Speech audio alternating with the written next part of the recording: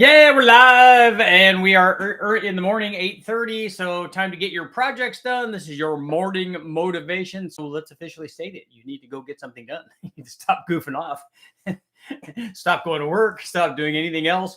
Stop doing stuff for your family. Obviously, I jest. All of that stuff is normal life, and it does get in the way of obviously getting or it like interferes with getting project stuff done. But we just got to make time and get some stuff going. Got to do one thing. Do one thing today. The weekend's coming up, so there's time to do it on the weekend. Hope sometimes there's not. But this morning I want to talk about the photo that I have up, which is a thumbnail for a turbocharged 5-liter Ford. This particular one was a late model.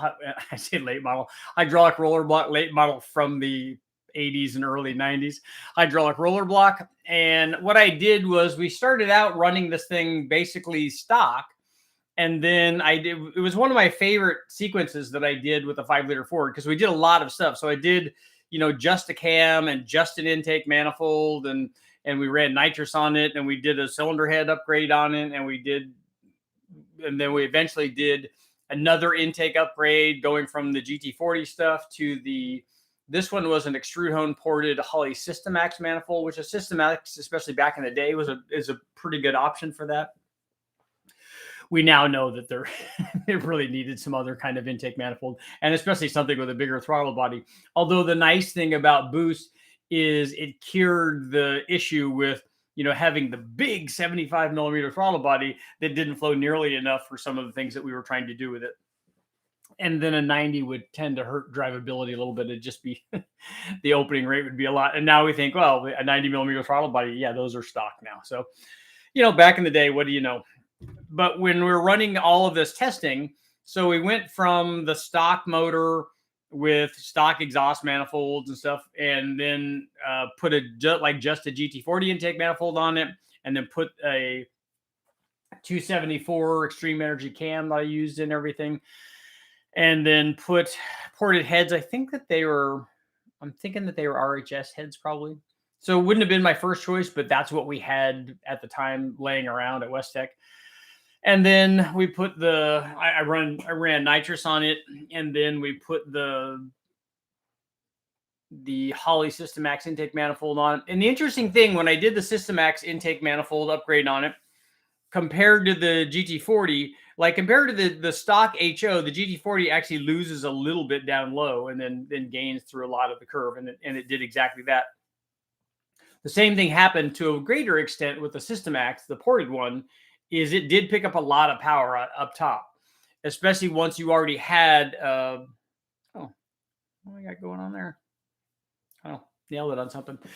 Especially after you already have the cylinder heads and the cylinder heads and the camshaft, and it wants more intake, and then you give it more intake, especially after you do that, though, that particular manifold combination, and especially in ported form, did add a good power gain up top, but it did sacrifice stuff down low. So you'd have a trade-off. So some of the snappiness would be gone. Some of that feeling would be gone, but all of that was cured.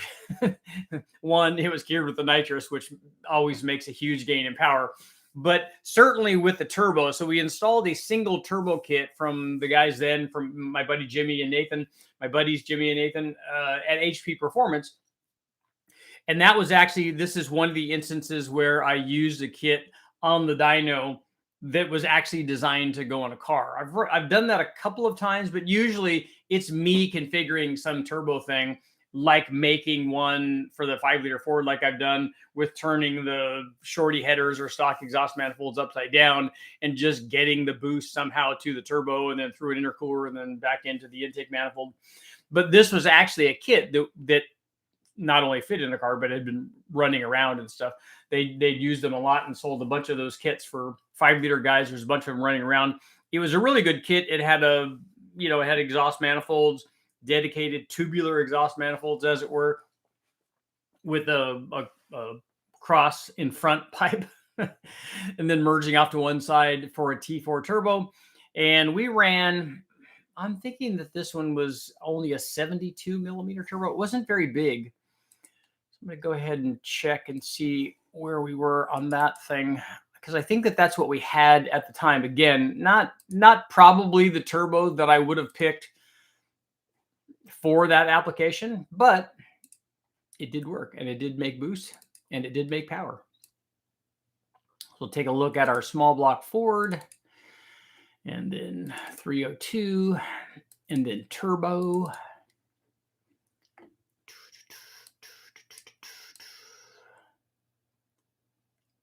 Holdener Turbo 302.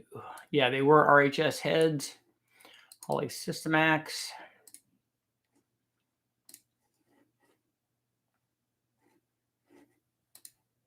And then we'll take a look at our turbo combination. Yeah, so we made nearly 400 NA, 395, and then 622 horsepower and 637 foot-pounds because we had a slightly falling boost curve on that. Yeah, it was a Turbonetics 72 millimeter turbo. It was actually the turbo that I used on the Civic, on the Bonneville Civic. So it was probably undersized, fairly responsive. We weren't using an electronic controller, just using a manual bleed valve, basically. And so a better turbo, even a CX Racing 76 millimeter China turbo would have been good. A GT45 would have been, awesome for that power range. But still, after doing that test, it reminded me how much I wanted a turbo in my Mustang. The Vortec that I had for years and years worked great. And it added a little bit of RPM potential to the motor because with it artificially running, the boost increases with engine speed. So it artificially made the thing make peak power a little bit higher than it would normally. The turbo obviously didn't do that, especially if you have a constant boost curve. Since we had a falling boost curve, if anything, it lowered where it made peak power. But the cool thing about the turbo is how much torque you get relative to the centrifugal supercharger stuff. I have the videos up if you guys want to take a look where we directly compared centrifugals to turbos and to roots blowers and twin screws and stuff, and all that's up there so you guys can see. But if you look at the turbo stuff, once the turbo comes up, and this thing was, because it's undersized, was very responsive on this combination. Once the turbo comes up, if you have a controller set right, you have that amount of boost like through the whole range. So you might have 10 pounds of boost, let's say from 3,000 all the way to 6,000 or 6,500, wherever you're revving the motor to. If you have control on a centrifugal supercharger, a Vortec or Torque Storm or ProCharger, you have a rising curve. So at 3,000 RPM, you may only have 2 or 2.5 pounds. And then you're not going to have the 10 pounds until the very top. Now you could make it have, you can't make it have 10 pounds at 3,000. That'd be really, really hard to do. But you can make it have more boost. You can make the curve go up. But it's hard to get a whole bunch of boost down low unless you spin the heck out of it. And then, guys are going to talk about, we'll just spin it super fast and then regulate it and chop it off at the top. And that's a little bit possible. It's not possible like they're thinking. It's not possible to make a turbo boost curve with a centrifugal by doing that and blowing off the excess. And I loved my Vortec. I ran it out the Silver State. I drove it to all of the races. We ran it a bunch of times, ran it in lots of events and stuff, drove it on the street for 85,000 miles, and it worked great. And it felt, fairly powerful. Then back in the day, it's probably making, at its best, was making, low to mid fours at the tire. And again, only at 63 or 400 RPM, wherever I was revving it to. And so it just it didn't feel, it felt good, but it didn't feel torquey. It also had a 308 gear in it because I was more concerned with, all of that big end top speed rather than the quarter mile. It would run the times that I did run it at the drag strip, it'd run 119 to 120 in a quarter. So it wasn't terrible for that. And it did okay. But with this turbo, it had been, I'm sure it had been 5 or 10 miles an hour faster in the quarter, and it just would have felt a lot better. I mean, if the traction was there, it would have accelerated a lot harder, because having 10 pounds all the way through the usable RPM range with this turbo combination would have been super impressive. And then the System X, and having ported heads, although I had ported heads on mine, I had trick flow, the high port heads. They were actually Kaufman KPI TFS heads back then, but we had those heads on there. But I usually had a GT40 or a Cobra intake manifold, and even modified versions with extended plenums and ported stuff back then, and it worked okay. But the System X made more power, on the big end, and so you could rev it out a little bit. And with a centrifugal supercharger, that was nice, because if you could run it to 6,500, it would kind of keep pulling up there. And the turbo would do the same thing, as long as you constantly had 10 pounds of boost there. It would work fairly well. But having an extra 100 or 150 foot-pounds of torque while you're accelerating through the range would have a serious effect. So it'd be the difference of, to put it into perspective, like at 3,000 or 3,500 RPM, the difference between a turbo and a centrifugal supercharger would be like you having the centrifugal supercharger and then adding 100 shot there. So it'd be a huge amount of extra power. You'd definitely feel it. So if you can imagine running and then hitting a nitrous shot, that's how much more power the turbo has compared to the centrifugal down in that RPM range. And it would make a big difference. And so after doing that test and seeing the curve and seeing how, oh, look at that torque curve, how nice it is. Look at the boost curve. After seeing that, I was like thinking how cool it would be to have that combination in a Mustang, even at 600, which is kind of nothing, today. But even that would have been, 150. So it had been 33% more fun, obviously, than the blower. Although I did, do lots of fun stuff, even with a supercharger back in the day. But it would have been cool. And then I always wanted to have that motor and that kind of motor, which is really easy to duplicate, because it had 4 rods and pistons in it, but I think a stock crank, and then some kind of ported head. That was a RHS head, but an airflow research head or trick flow head or something. Dart. There's lots of other good heads for that. And then an intake manifold and the 274 cam, which you could pick obviously different cams in that too, but it made good power. And then a turbo in there. That would be a lot of fun in a Mustang. And you could even drive that around on the stock E4. You could run an A9L, and now that you can program them, or you could hook a programmer or an aftermarket ECU up to the stock harness and stuff. There's lots of options.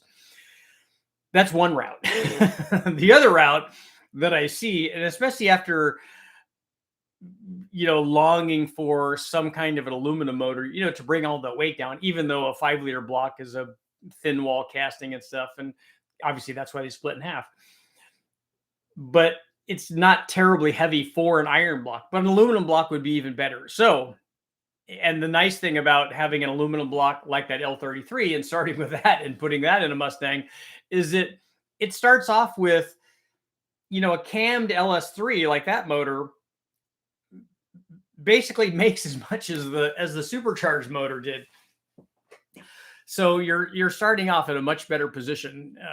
Just a cam and an LS3 makes more than that modified 5-liter does, and by a fairly good bit, and a lot more torque. So even with the heads, cam, and intake manifold on the 5-liter, a cammed 5.3 from the wrecking yard already makes more power, and not by a little bit, like by 50 or 60 horsepower, depending on which camshaft you put in it. Even if you put in a comparable cam, if you put in a 224, 232 camshaft, or that hot rod cam, which is even a little bit smaller than that, you're making 440 or 450 horsepower. So you go from 390 something to 450, just NA. And then when you add boost to that, obviously we know all kinds of good things happen. And you'd have an all aluminum motor, and the block's not going to split in half. So you can see why there's also, as cool as it would be to have a turbocharged 5-liter in there, you can see why there would also be a a strong desire for an aluminum, any sort of all aluminum motor in there, but particularly one that's inexpensive and easy to reproduce. I haven't seen very many of them in the wrecking area, but they are there, and to be easy to reproduce, because trying to build an all aluminum 302, the expense of that would be tremendous. I mean, the heads are the same price, but an aluminum block is a serious chunk of change. You could buy 10 junkyard LS motors for what you pay for an aluminum block for a 5-liter deal. But that's why people put LS motors in these Mustangs a lot. So let's see what you guys got going on this morning. You could also obviously put a Coyote in there too, which would be cool. Todd's in the house. Richard, someone's doing a 4V head for modular 10. That's cool. So they're cutting and welding them together. That's a whole bunch of heads that you need.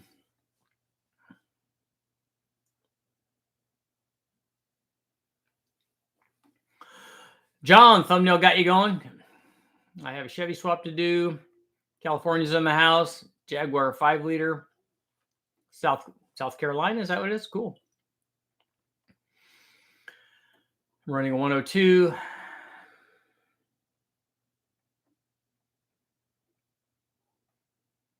Uh, 4200 or 4.8, 5.3. A 4.8 and a 5.3 will make more power.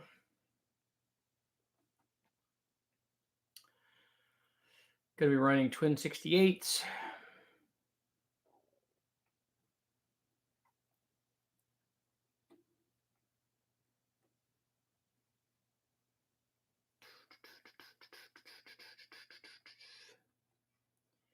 $90 or $82 at blades throttle body for 4.6 was used on our last 5.6 liter 335 horse Tickford T3s, used for 2002 in a Pursuit pickup and stroker.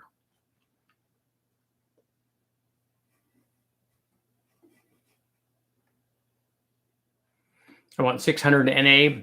That's a little harder to do with a 5-liter. Not terribly hard to do with a. Although 600 horsepower NA is expensive no matter how you do it. The cheapest way would probably be to start with an iron 6-liter. Oh, Terry's doing some combine repairs. He's getting corny over there.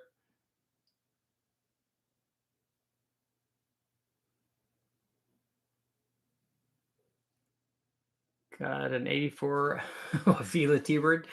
Super slow. It is a 302 though, right?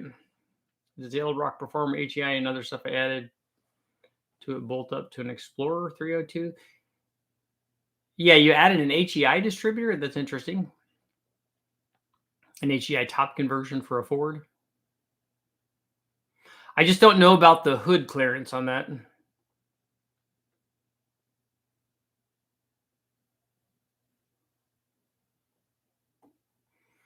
I thought everyone here was City Slickers. I was the only cornbread fed country boy here. I drove tractors a lot. My dad used to do, he was a custom harvester. So he used to do mostly sugar beets. So I would drive a topper and then we would, so you'd get up early in the morning and super fun. Real early in the morning. It was super cold. And then so you'd drive I think we had case tractors probably back then. And then we'd have the, PTO for the topper section. It's basically like a big lawnmower, and it would trim the bushy part off of the sugar beets and just leave it with like a clean little cut. And then another group would go through with a digger, and you have big slicing discs that go in and then bring the beets up, and then another truck drives next to you, and then the harvester just loads it into the truck. The topper was very easy. All you had to do was just adjust it a little bit, just to get the height right, to make sure that it was always consistent. Because you don't want to not take all of it off, but you don't want to take a bunch of it off, because then that's money. You don't want to take too much of the sugar beet off.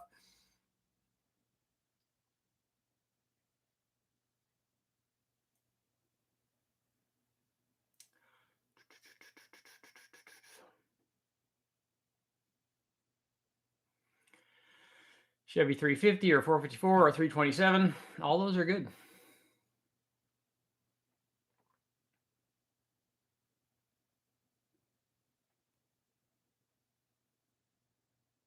Twin turbo Super Boss 302. Airplane gas 140 octane. What kind of avgas is 140 octane? That seems like a lot.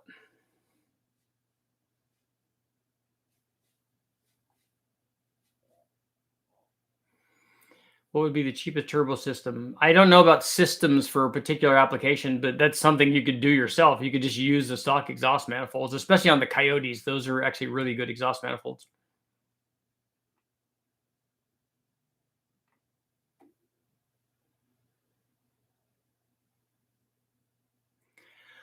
I have a 91 GT with trick flow, 190cc heads, 56cc chambers, System Max upper and lower, 19-pound injectors with a MAF and a cam. Well, the first thing, do you have this running yet? Because 19-pound injectors is not enough for that combination. You need much bigger injectors than that. Yeah, somebody else is telling you about that too.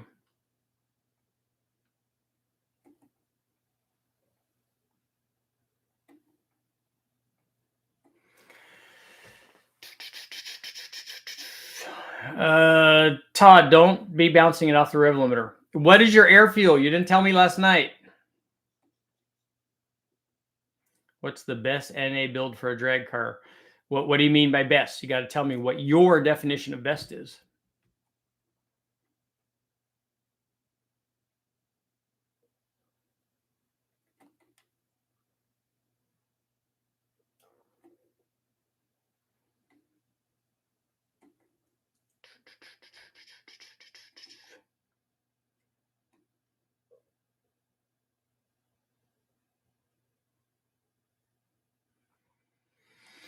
Yeah, on the injectors, red is 30, blue is 24, dark blue is 36. And then the green ones, I think, were the what color were the like 150s? Were they pink or something?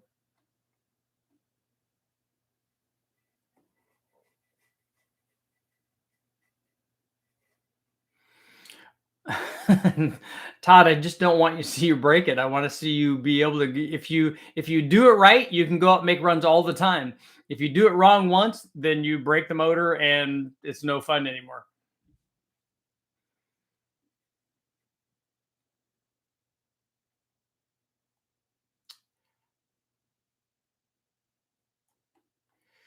Jose, what's up, Richard? When will you be doing some testing on a K24 Type R or just K Series Turbo? I have a couple of those up already. Have you seen them? Have you seen the videos on the K24 stuff?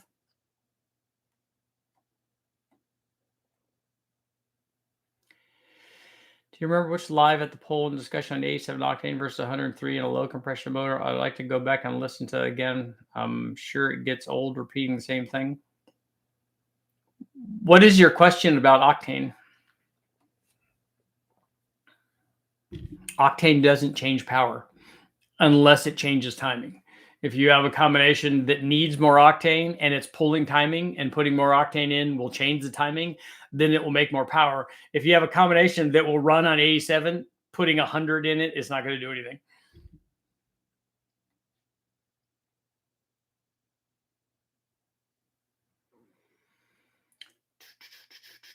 It is cold out today. From Racing are good maps. Yeah, we use those for a long time. I ran those in my Mustang when we ran the Silver State, so not very many people are at wide open throttle for 30 or 40 minutes, which is kind of a testament to how well it worked. We had 36-pound injectors and a 36-pound meter.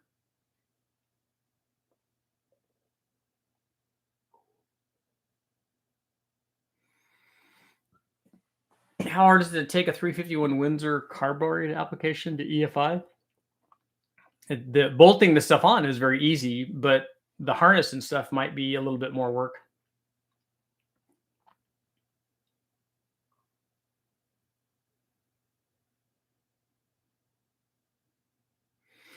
Yeah, Todd, just let me know. Just make sure that it's right. Make sure you don't have very much timing in it, and make sure that it's in the 11s. If it's not in the 11s, you don't need to be making a run. It needs to be right before you do that. Because if it's right, then you can go out all day and do this.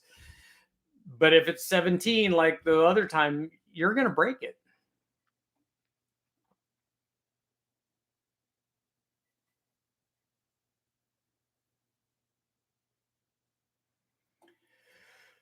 How do you feel about a 366 big block turbo? You can do it. It's not a 366 is a tall deck block, so there's no benefit of having a tall deck block. In fact, there's not a benefit from it because it's taller, it's heavier, and there are fewer intake manifolds for it. But if it's what you have, I'm all for you doing that and putting turbos on it. Have you done a Honda J series? I haven't run one on the engine dyno. They run them a lot on the chassis dyno side, and my buddy Jimmy has one that I've been helping him with on in his NSX. He did a J swap in his NSX.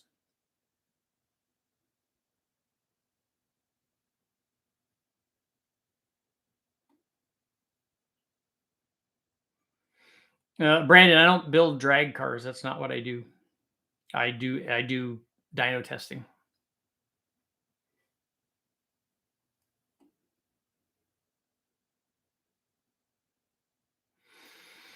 Yeah, Zach. A lot of people think that octane affects the burn rate, and they they link things to octane that are not associated with octane. Octane is just its resistance to detonation. You can actually have the same burn rate with two wildly different octane ratings. You can have different octane ratings. You can have them skewed one way, you can have them skewed the other way. There's a lot going on there with fuel, but people want to attribute it to it. Oh yeah, I put race gas in my 91, and then it got all rich. I'm like, no, it doesn't. That's not what happens.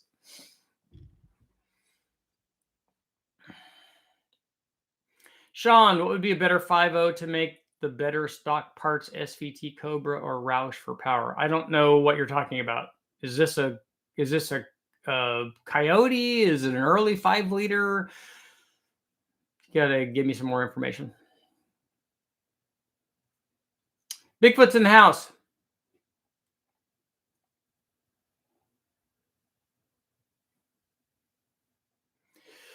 Richard, do you have any experience or opinions on the 3 liter 3.2 Ford Taurus SHO V6? Yeah, I was around the show shop a lot back in the day when they were doing a bunch of those. They're really good motors that you can make a lot of power from. They did a lot of cool stuff. The 3.2s were in the automatics, and so they did reground camshafts for them. They did ported heads and intake manifolds. They put blowers on them, all kinds of stuff. So you can make a lot of power with those.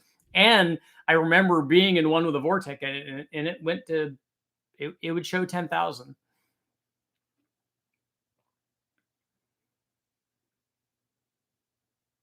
Did you figure out what you're going to run to Bonneville for the 75th? I haven't yet. I don't think I would be able to put the motor together that I want to put together in that amount of time because it has a lot of custom stuff.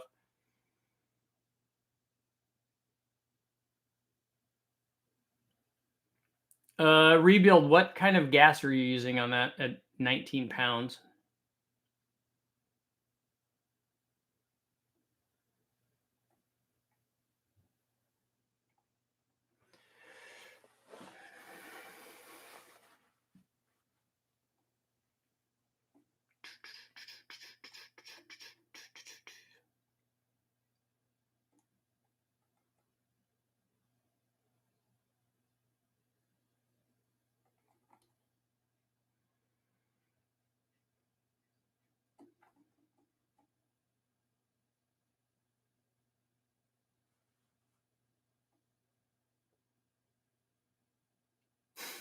So you're going to take away 3 degrees per pound of boost.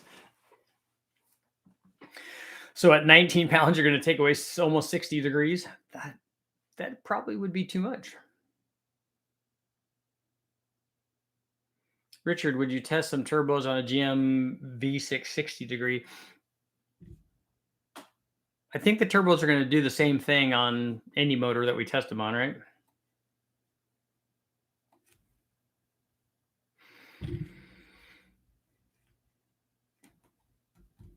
Although I do think that the bell housing that I have for the 3800 will allow me to run the other 60-degree stuff. I have a Dart 363 88 millimeter turbo, so I'm liking where this is going. AFR 195 heads, trick flow R intake manifold. Type R would be Honda, but Holley 210 injectors is currently being dyno tuned on E85. The tuner is saying above 17 pounds. There's not enough spring. Not enough spring in the wastegate, or not enough valve spring? And what is the cam? That's and what RPM are you running?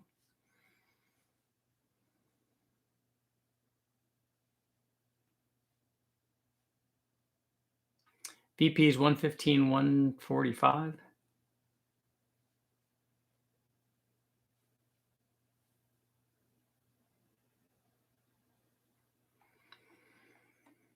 It made 760 horsepower at 7 pounds. That doesn't seem like very much for that combination. I know I had a 363 Dart motor. It had a little bit bigger heads than that. It had a fairly good sized cam in it. I think we had the XFI 236 camshaft in it, and that made 1,020 or something at 17 or 18 pounds. So 760, even if it's 760 at the tire, seems low for that. I don't know what kind of timing you have in there.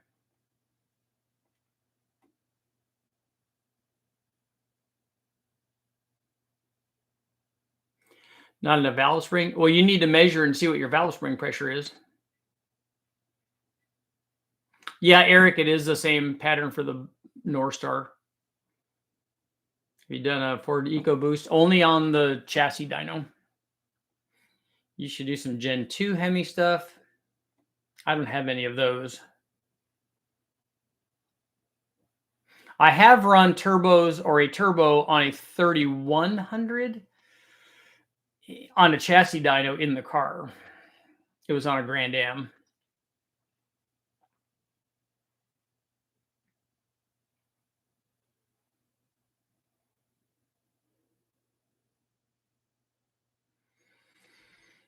Big C, Richard, if piston to valve clearance wasn't an issue, would you choose a cam with more duration and less lift, or one with more lift and less duration? Those two things aren't mutually exclusive. The camshaft that I would pick would have the right combination of both of those for the power and RPM that I wanted to run.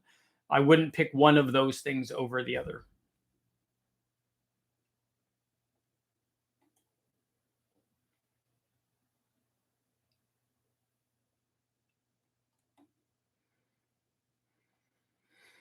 Jim, I think I would be looking at 9-to-1 for your stock static compression, 500 wheel horsepower on a PI 4.6.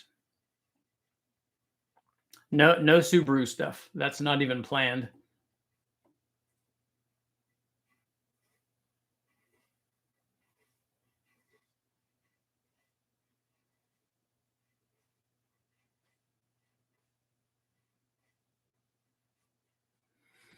Cam is Lanati 600 lift 242 at 50, 242, 249. That's a really big camshaft. That thing should make a lot more power than that at that boost level. That's a big, is it intercooled? Does it have good gas and stuff in it?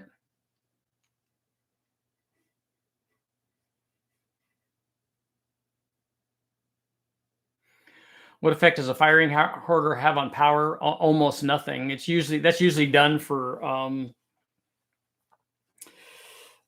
to change the frequency and to change NVH, and then to change the frequency is going to change harmonics in the motor, to change loading, but it doesn't really show in power. We've done the 4.7 swap stuff, and it doesn't really show anything in power.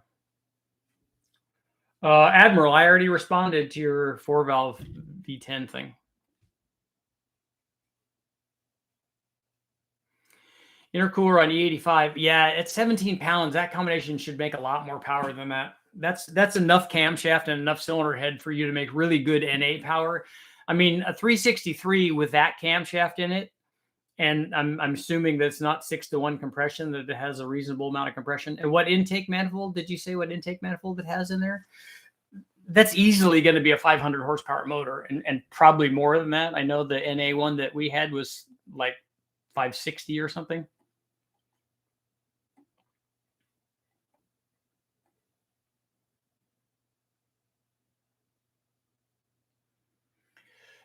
Todd, what did you tell me what the air fuel was?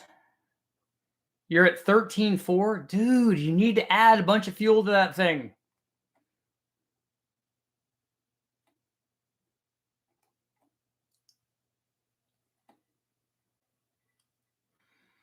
Never knew about the SHO V6 swap in a Fox body. I haven't seen that. I mean, we know that the motor will fit. I don't know what transmission are they running with that.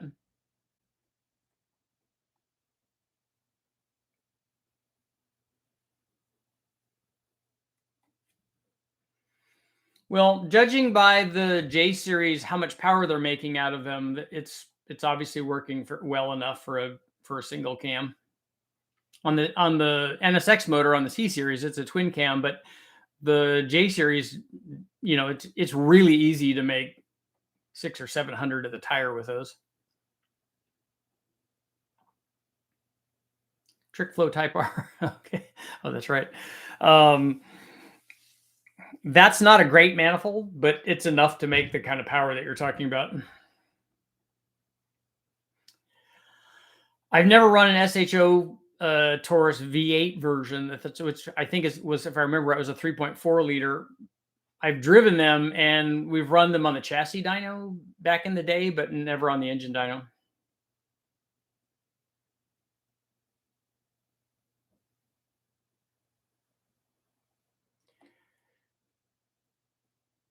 You have a power, that motor's 12-to-1 compression.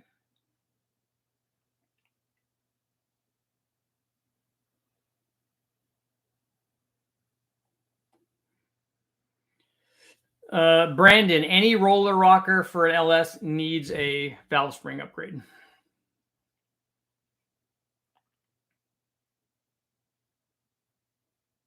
Okay, I'll hit the down key. You don't want to do the down key. The down key is going to take fuel away. You want to hit the up. You want to hit the up. You want to add fuel.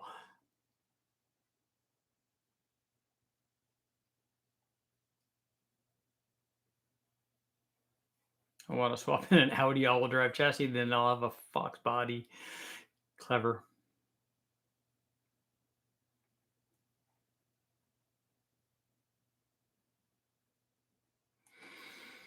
Yeah, add a whole bunch. You need to put 10 clicks in that thing easily. I would probably put more than that. And what is it at other RPM? Do you have a whole RPM range at wide open throttle to see what the air fuel is?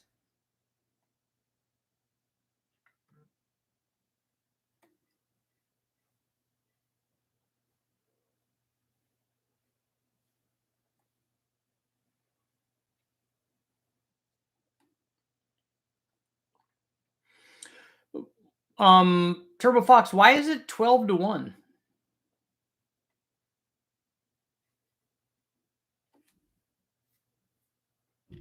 Oh, you didn't get a chance to go wide open? Was that in boost though? If you have boost, then it needs to be in the 11s.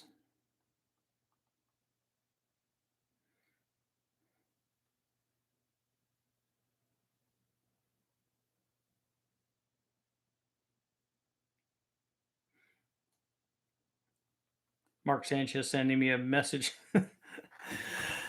They redecorated my room.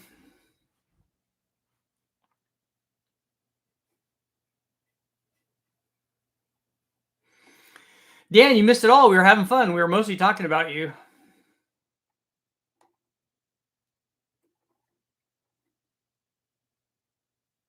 We're talking about turbo 5-liter Fords. And not that junky Coyote that nobody likes, like the real one. I like them all.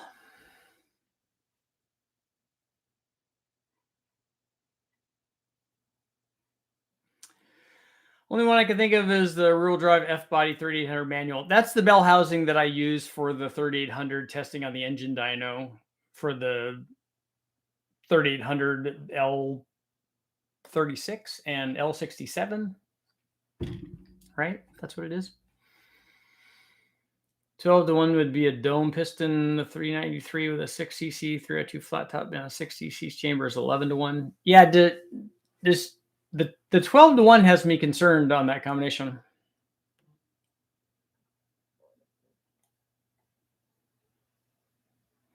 Was recently offered a 65 Falcon. I really like those. I like the Falcons and the Rancheros, those early ones, the little ones. The 94 Mustang, but it has a bad trans in fourth gear, but that's easy to fix.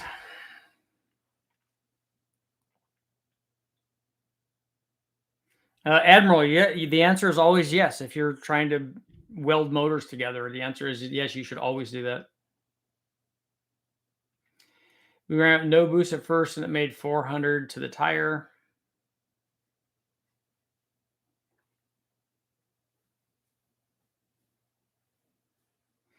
So, but even at that, even if it was doing that, let's say that you have a big tire and your trans has a bunch of converter and slippage and stuff, that even if it was doing that at 17 pounds, it should make more than 800.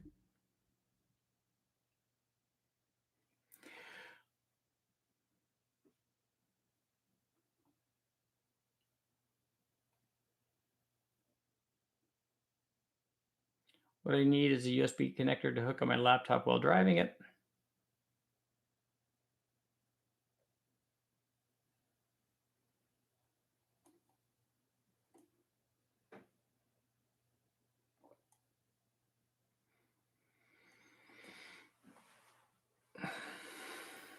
If fourth gear is noisy, it's almost always an input bearing. Was told fourth gear was gone. Hydraulic actuated auto trans. Oh, okay. Yeah, Turbo Fox. If you're around 14.7 pounds, you should have 800 at the tire there. And if you're at 17, then you should have more than that, or obviously at least that much. But I would think it's probably going to be closer to 900 at 17 pounds.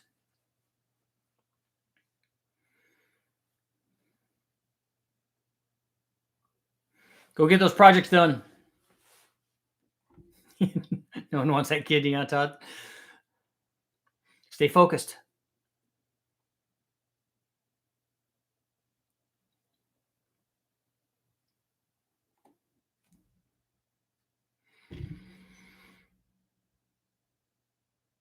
Hey, we're always here to help. Somebody here is going to have an answer. So the thing I'm dealing with is somewhere I had some money that I stashed because we were going out somewhere, and I put it somewhere, and now I don't run. I don't remember where I put it, which is funny because I had stashed some money at some time uh, at my other house before we moved, and then while we were moving, which was I'm sure years later, found it as we were moving. I thought, oh look, score! This is awesome. So now I'm thinking I just created the same situation for later on. So all I need to do is move, and then I will find out where I hit it and tricked myself.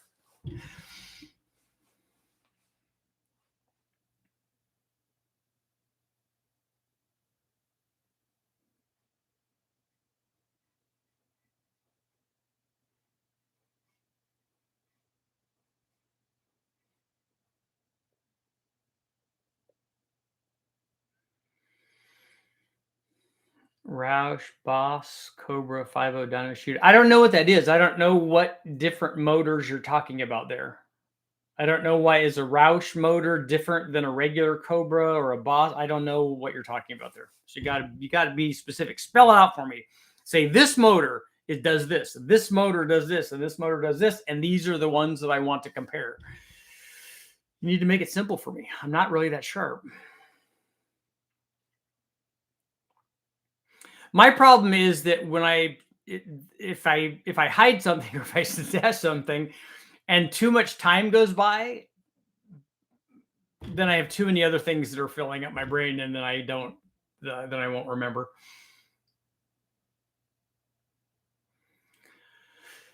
Juan, what turbo do you recommend for a 462 valve on a Crown Vic? A GT45 for anything up to 700 or more horsepower.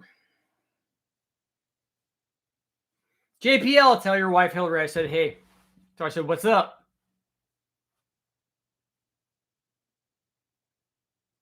Just walk in and say, hey, Richard said, how you doing?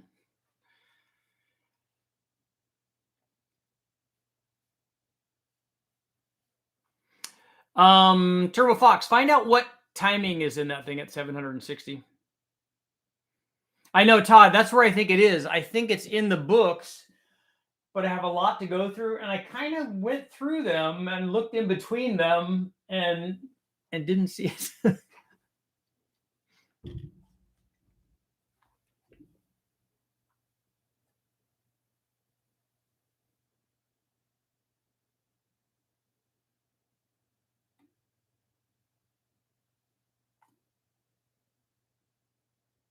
Nice deal, T. I know Milo probably took the money and like went to the butcher shop and bought some meat. Truck Norris grind for a 302 5-liter. You don't need a Truck Norris grind. There's lots of good cams out there for that, but I don't think that they do that. Nerd need a turbo recommendation for a 5 horsepower Briggs and Stratton, and you want to make 65. That'd be a good turbo. $2. Yeah, I'm on my way back to get my stash back.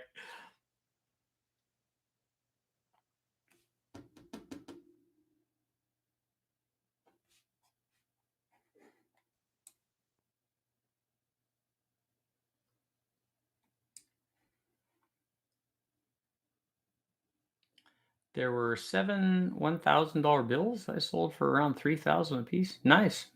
Yeah, those aren't in circulation very much, are they?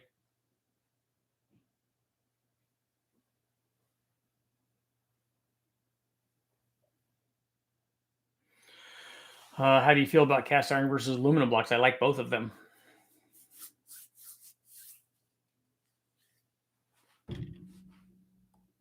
I'm looking all over the room. I know there's lots of good places to hide. I see all kinds of stuff.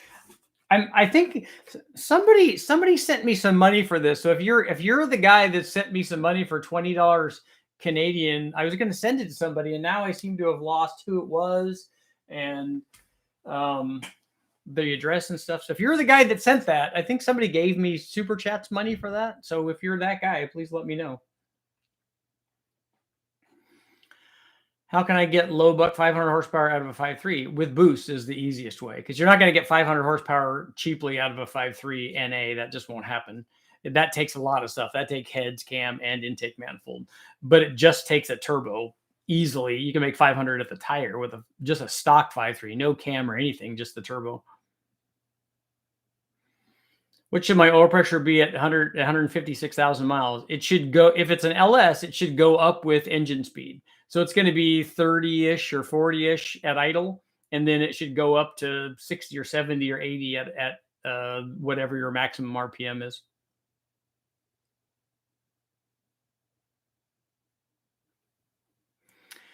John, I don't know if that's what he's talking about. I don't know if he's talking about those cylinder heads, or I don't understand.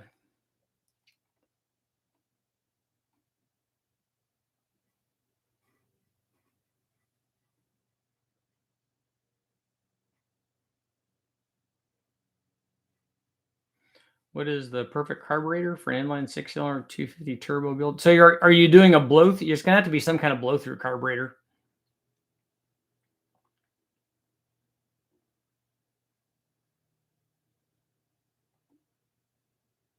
It's an 88 Mustang. I get off the gas, it goes up. Your oil pressure goes up after you get off the gas. Is the oils? No, because the oil pickup is not in the front sump on a Mustang. It's going to be in the back. And are you starving it for oil? And then when you get off, the oil is surging forward and going to the pickup?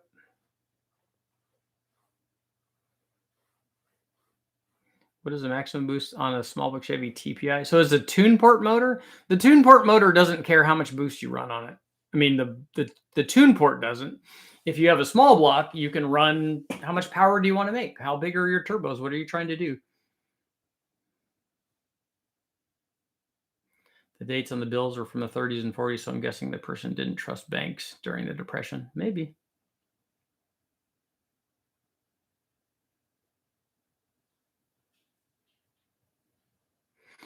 All right, JPL, we'll see you, man.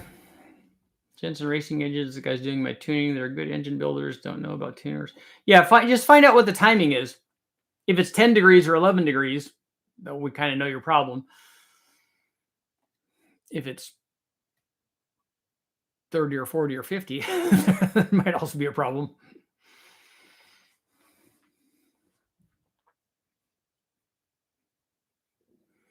SEMA's in the house.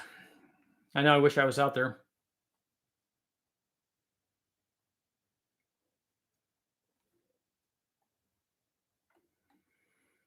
BorgWarner S400, 15 PSI, 500 horsepower, air-to-wire 3-3. So it should make that motor that you're talking about shouldn't make 500 horsepower at 15 PSI. It should make a lot more than that.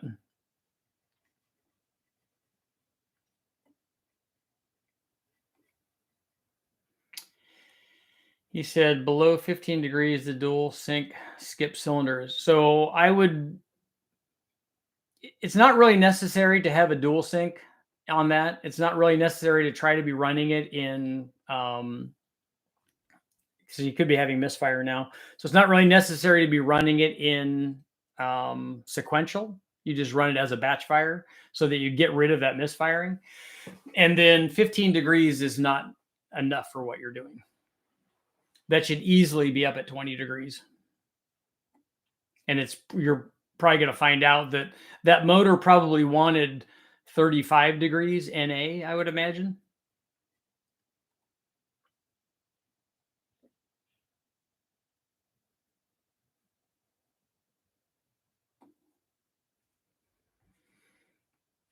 Yeah, Luke, if you have a 383, I don't know what. Oh no, I take that back. I forgot it's a tune port motor. It's not going to make a lot of horsepower. It's going to make a lot of torque. I can tell you what. Let's take a look at my turbo TPI motor. So I think we're making 600 or something. Small block Chevy turbo. Holdner turbo L90, turbo L98. Okay. So yeah, that one made 500 at the flywheel at 8.5 pounds of boost. And it was a 350, basically a stock L98 Corvette motor, 61 pound injectors, 19 degrees of timing. It was an HP turbo kit, a 66 millimeter turbo, and it made 500 and 600 foot-pounds of torque. So that should give you an idea.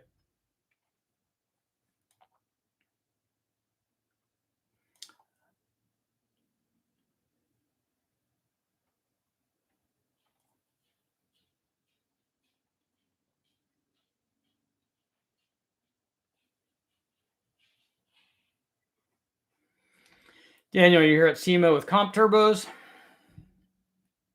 Don't they have the oilless turbos?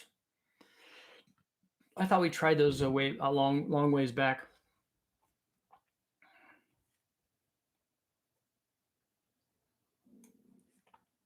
I have an LQ9 6.2 bore LS3 heads, cam making 456 wheel horsepower Mustang dyno. Would you consider these good numbers or no? I don't know about the Mustang dyno. I don't really know how that reads, but that's what transmission is it? And I don't know what cam you have in it. I don't know do you have a stock LS3 intake manifold on there? But that's probably a pretty good number. That's, going to be mid 500s especially if it's an automatic. Yeah, that's where it should be. I'm surprised that you went that big on the bore on a LQ9.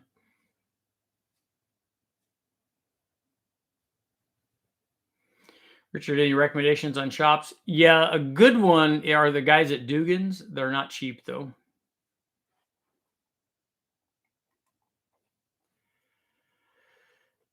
Best way to go about an EFI conversion on a 351 Cleveland. I have a Pantera with a carbureted turbo setup, wanting more stable and tunable setup. You can just run. There are, I think that they're probably converted EFI intake manifolds, like single planes or something that you could run a 4-hole throttle body and then run port. I would recommend port injection and not running a blow through 4-hole deal. But that's just me. Did you see the new lifters that Comp just put out for the big block? Are those the ones with the lifter inserts in them? Brule showed me those when I was down at West Tech last time.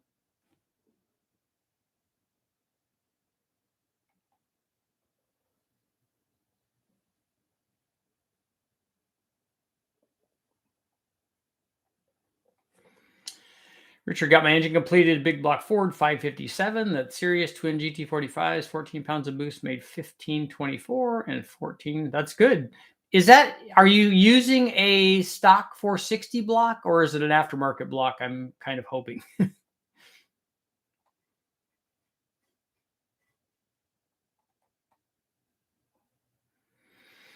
So Admiral, you really think you could do a V12 version of that motor? Do you know what that entails to make that happen?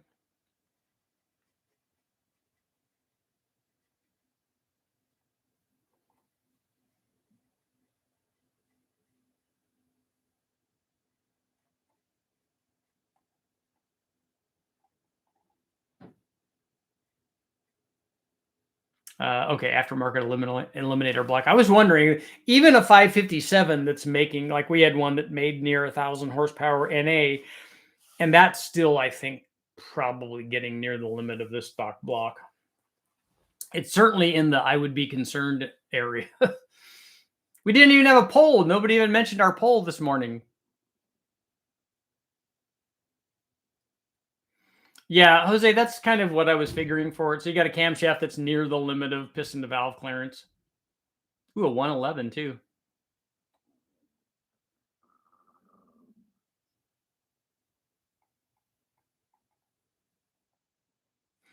So Admiral, how are you going to weld the block together? And the heads. It's not an easy undertaking. It's really, really expensive to do the things that you're talking about. Then have a custom billet crank done, custom cams. That's tens of thousands of dollars to get that done.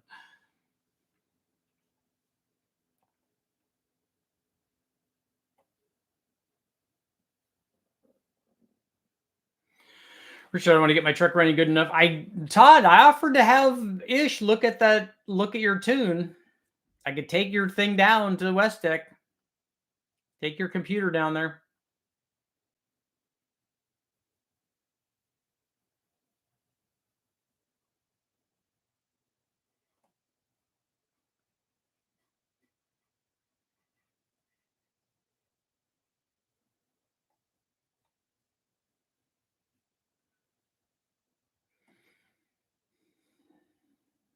Uh, 572. You can go to the Wallace Racing calculators, and it will tell you how much power is required to do that.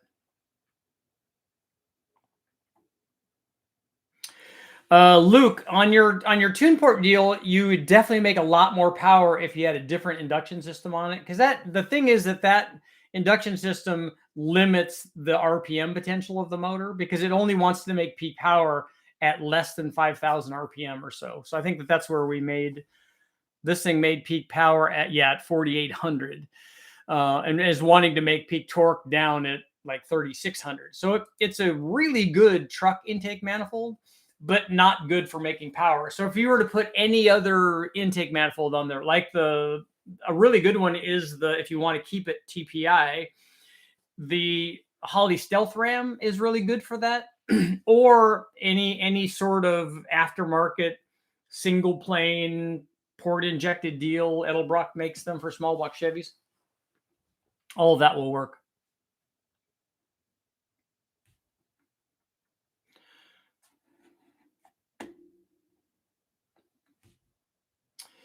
Todd, I'm actually not familiar with the flashcard stuff, so I didn't know that you could remove the card and do that, but I'm sure he could. I'm sure he could make it work.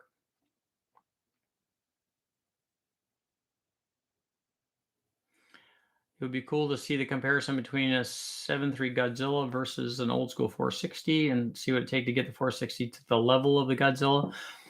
Well, there's lots of good cylinder heads and stuff available for a 460. Wouldn't it be closer to do it with a 429?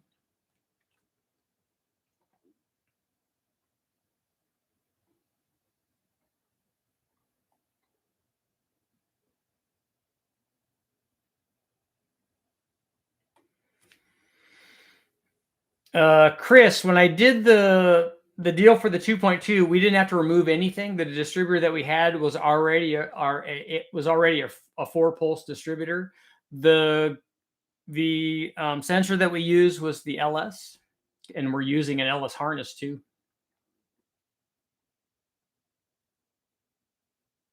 Mexico City's in the house.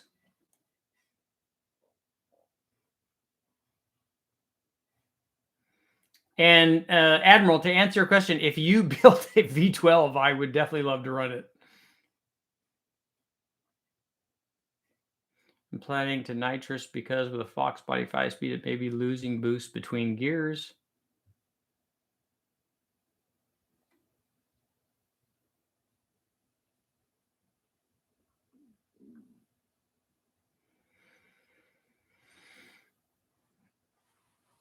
What is 7.3 liters? Is that times? Yeah. Yeah, so 445. Yeah, so it'd be between those two. I got sidetracked and didn't put a pull up there.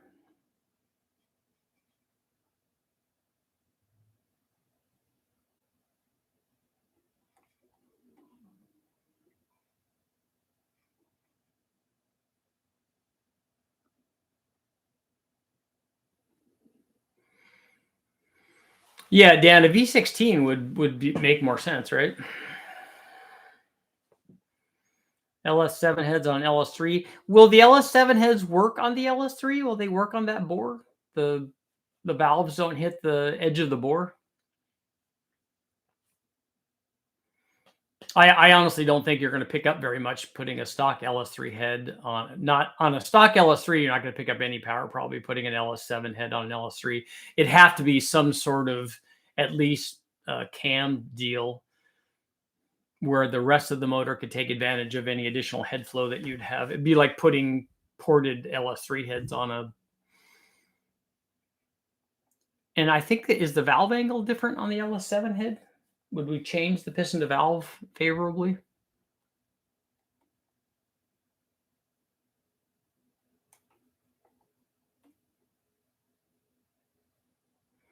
Have you tested the Secret Sauce X Cam? What is a Secret Sauce X Cam? I'm curious.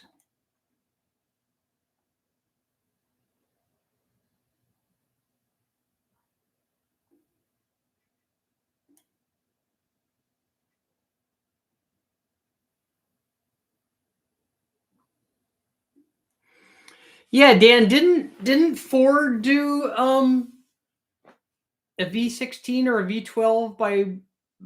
I thought that they laser welded two blocks together for something. Didn't they do that on the Ford GT on that show car that they did?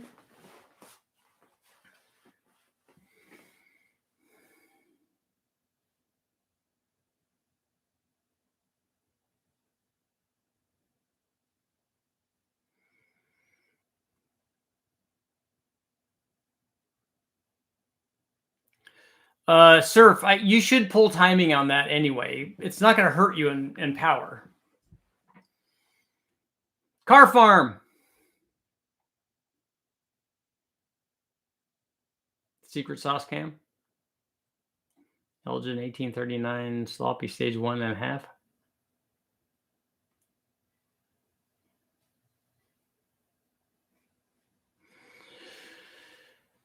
Luke, I don't recommend the composite gear for that either. It's not very good.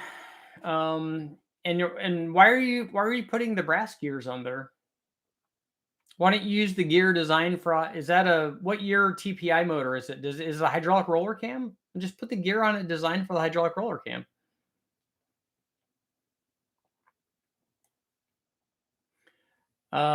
Dean, yeah, the GT90. That's the one I was thinking about.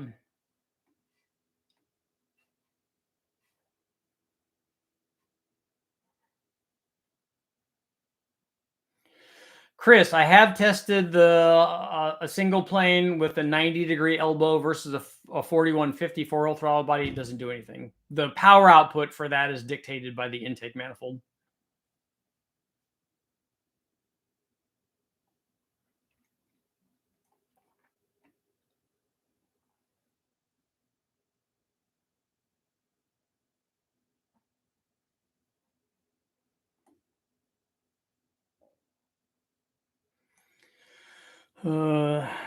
Secret sauce cam, sloppy stage 1.5. I don't think I've run that. If you tell me what the specs are, I probably have run something that's very comparable.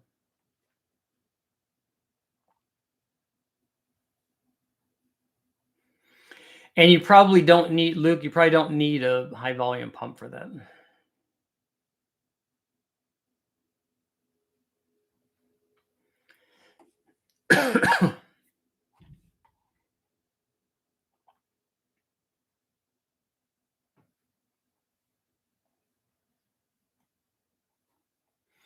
Two more minutes.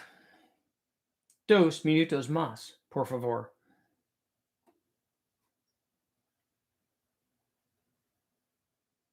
I'm running a Holley 2-piece single plane. I've tested that.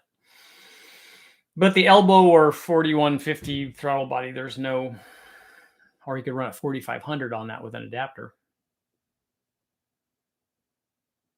I think I heard you mention some sort of super fuel economy car project from the years. I've done two of those. One of them was the Chevy Sprint Turbo, which would be better if it was a Metro XFI, if all I was thinking about was fuel mileage. But I also wanted it to be fun, and we set land speed records with it. But it was over 50 miles per gallon. And then the Civic VX, which is the lean burn deal, was also, that one was 55 or 56.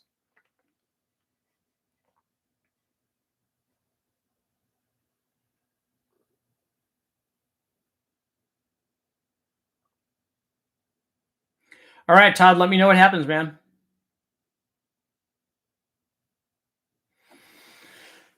The next projects will be, I want to get the 2.2 turbo together and get that running. And then I'm going to do some more, I think I'm going to do some more spark plug testing. I want to do we will try different heat ranges.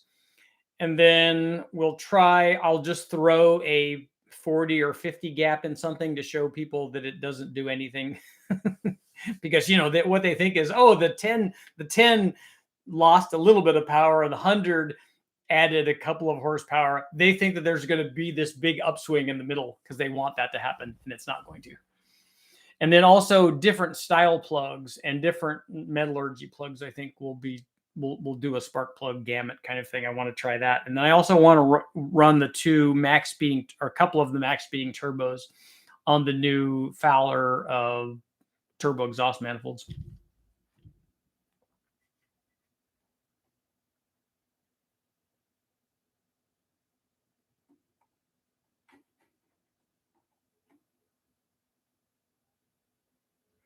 Do I have any content on those cars on YouTube? I think that I have Sprint stuff up, but not the VX, I don't think. We did some cool stuff on the VX. I tried different injectors. We lowered the car. We tried taking the alternator belt off. I took mirrors off. We made belly pans for it. We changed tires, jacked the tire size, or jacked the pressure up. What else did we do? On the Sprint, we ported the head, changed the valve job, tried different injectors in that, for better atomization, different fuel pressure, and then bring fuel away that way. That didn't really do anything. When we were racing it, we lowered the car with hose clamps, because there wasn't very much spring rate in those things. So we did lots of fun stuff.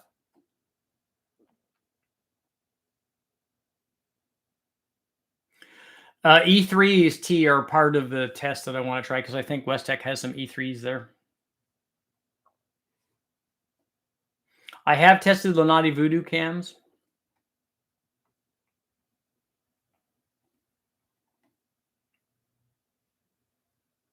Your memory is phenomenal, except where you hid the money. Exactly.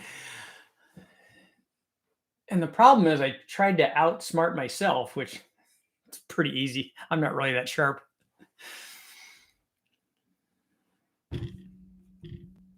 Oh, I would never bury it in a jar in the yard because I know that I would never remember that.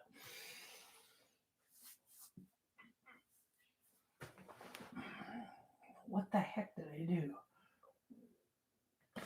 I don't know. I don't hope I don't have to go through all those books. Ever heard of a Kohler V8 turbocharged engine? I have not. Well, Dean, that's a problem. I have a map and then I hid the map. So now I don't remember where the map is either.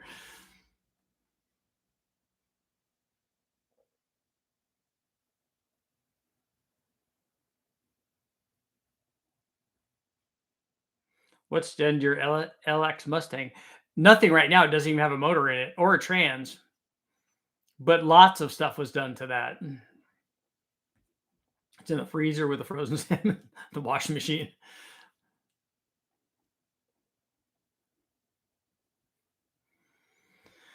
I have E3s in my Cutlass. I've been at West Tech when we've tried a bunch of different, trick spark plug designs, and they didn't add any power.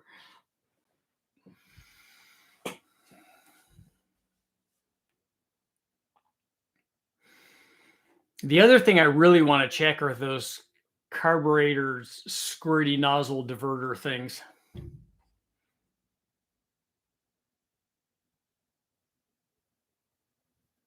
What has to be changed at a Windsor swap? Are you swapping it, putting a 351 in place of a 302?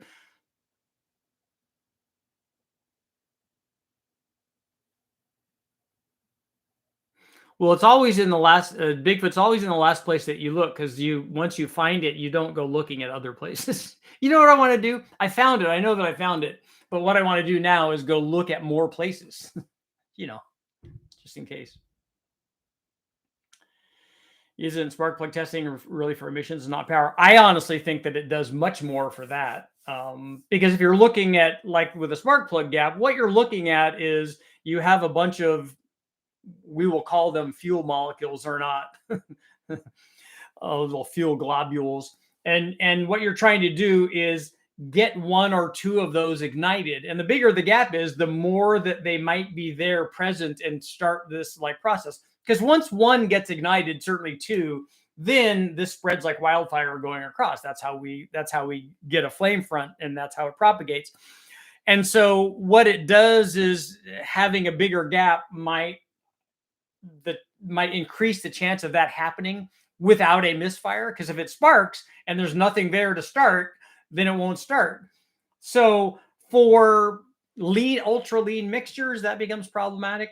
And also, you have to realize that the people envision this and they envision these things just floating around and then it sparks. But all this is happening really, really fast. So, and you want it not to misfire before it's time to do it again, because again, this is happening very, very fast. So misfires, you want to cure that, and sometimes gap can do that. And it's more important to get complete burning at low engine speeds where emissions are important and where fuel mileage is important, which is why I always wanted to try, and I know Chad still hasn't done it, I always wanted to put on the VX, because you can feel the thing misfire occasionally because you're running at a very low engine speed when you're cruising on the freeway, and you're running at 19-to-1 air fuel. So misfire, they run it basically on the edge of misfire. I always wanted to put an MSD multi-strike on there because it will multi-strike at low engine speeds. And I think that would probably improve and eliminate some of these misfires. And I didn't ever try, I don't think I tried plug gap on the VX, which I should have.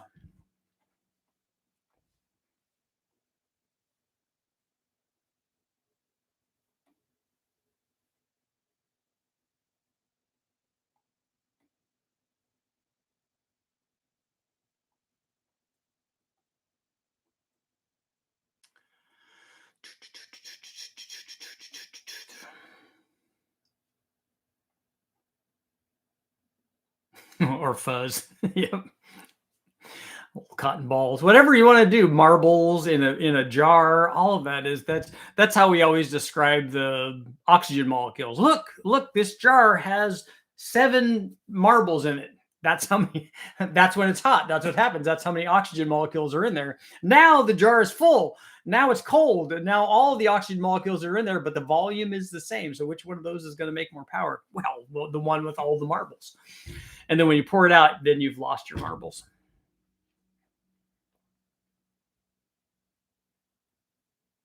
The power blaster is what you're talking about. I bought one to put on my carburetor. It seemed to take off some of those stumbles in between, but didn't really give me any more power. I'm like 1,000% confident that it's not going to add power. What it may do is transition, maybe. Squirters on carburetors are pretty good, but